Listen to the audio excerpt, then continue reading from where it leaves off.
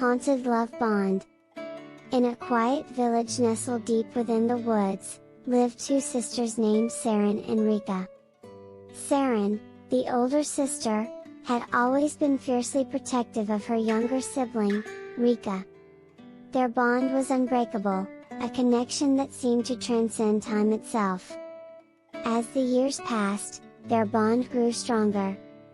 Serin took care of Rika's every need, ensuring she was always safe and happy.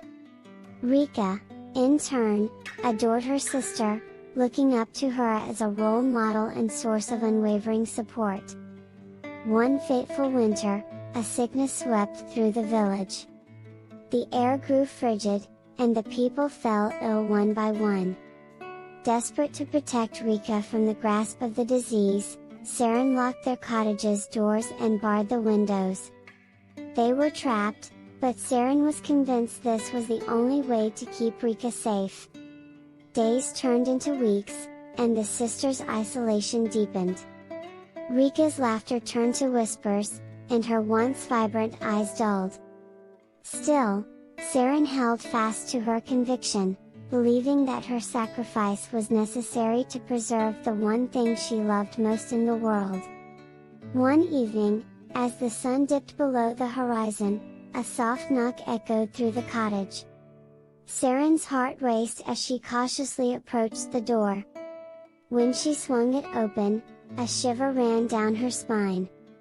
There, standing in the pale moonlight, was a spectral figure, gaunt, with hollow eyes that seemed to pierce through the very fabric of her soul.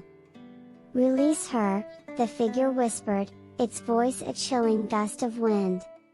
Serin's breath caught in her throat. "Never," she hissed, her determination unyielding. Days turned into an eerie routine of darkness and isolation. Rika's condition worsened, her once joyful spirit fading like a dying ember. The figure returned, each visit more haunting than the last, its plea growing more urgent with every encounter. Serin's resolve began to waver, but she couldn't bear to let go of the only thing that mattered to her. One night, as the figure appeared once again, Serin felt a wave of exhaustion wash over her. Rika lay pale and frail on the bed, her breathing shallow. The figure's voice, once menacing, now seemed sorrowful. "You cannot protect her from what she needs," it whispered, a tinge of pity in its tone. Tears streamed down Serin's face as the truth finally dawned upon her. She had imprisoned her sister, stifling her chance at life to protect her from an imagined threat. With trembling hands, she flung open the doors and windows, allowing the cool night air to rush in. Rika's eyes fluttered open, weak but alive. As the first rays of morning light bathed the room, the spectral figure slowly dissipated, leaving behind a haunting whisper, "Love cannot thrive in chains." Serin held her sister close, finally understanding the depth of her mistake. The village, still ravaged by illness, had already begun to recover. But the scars of Serin's misguided love would forever haunt her.